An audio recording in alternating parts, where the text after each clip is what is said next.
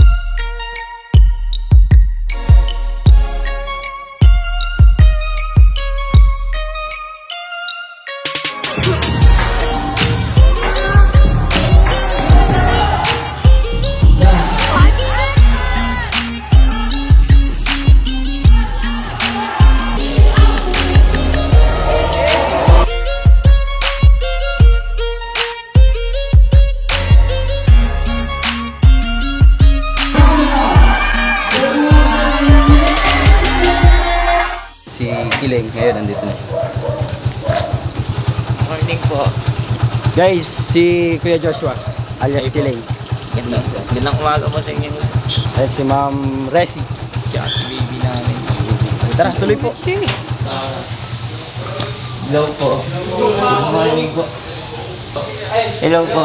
Kasi Gandang umaga po. Scholar nga po pala si Sean, si Ashley, si Rap. Si Uncle Joe, si Atelan. Si Hello po. Basta, Idol. Gandang umaga po. Tapos si... Nice meeting you. Tundo ba kita makalabang 1v1? Yun! Narangalan po yan. Sige, pag umaling ako. Sakit pa yung ako. Ito po yung editing area. Hello po. Nagaganap lahat ng magic. Morning po. Good morning po. Coach Jake. Coach Jake, si Joshua. Yeah, Coach. Kaya kinapanood ko na. Bro, tapos na kamusta sir? Nakarating ka na sa bahay. Nataas yung balahibo. Nataas daw pala yung sir. Tama mamu dito. Ayun guys, si Kuya Joshua, bali, in-invite natin sila pumunta dito para lang din. Umaga, mamit nila si Coach personally, and mas makilala natin kung ano yung kwento ni Sir Josh. Pero guys, commercial muna tayo. Dahil gusto ko lang sabihin sa inyo na tuloy-tuloy lang ang pagtanggap ng Mavs Academy sa mga enrollees na gustong makapasok. Again, if you want to enroll, message nyo lang kami sa number na to or sa Mavs Academy Facebook page and magkita-kita tayo sa mga susunod na ensayo.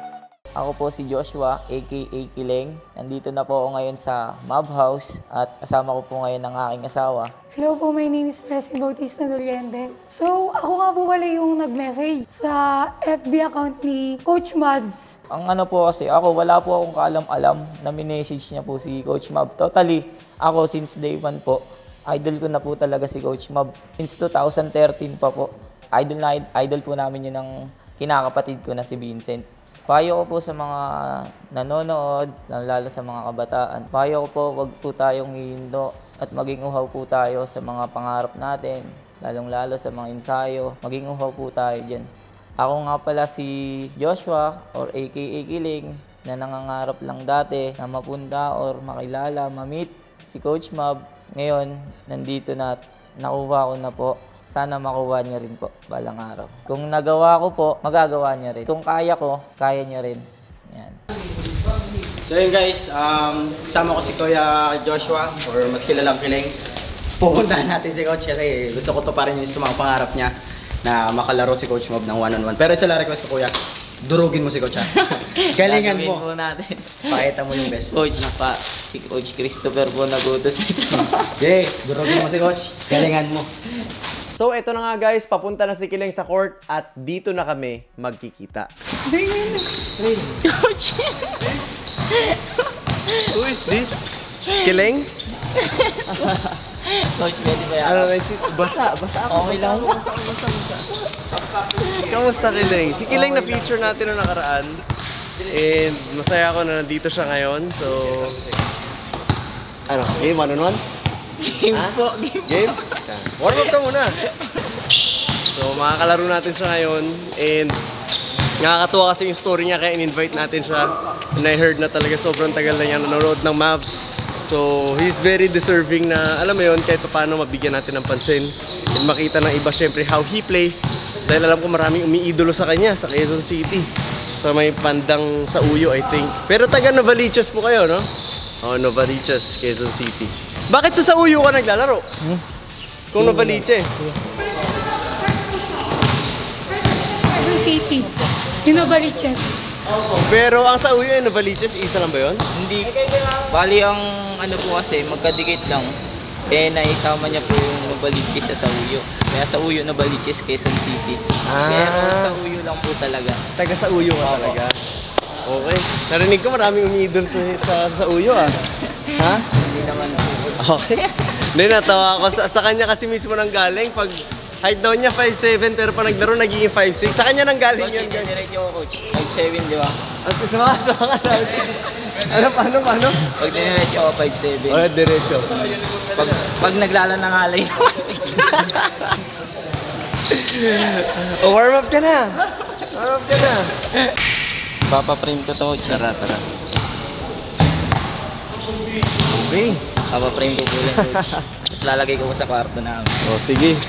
Titignan ko yung frame na yun, ha? Opo, sisend ko po kay Kuya. Kay Kuya. Guys, si Kiling yun. Lalaruin ko siya ngayon ng one-on-one. Hindi kasi, sobrang solid fan siya ng Mavs. So, in-invite natin siya ngayon. And, galing yan. Oh, wala. Peace, guys. Ha? Wala bang yung pistol? Yari ako. Grabe shooter, guys. Hindi ako nag-video, yari ako.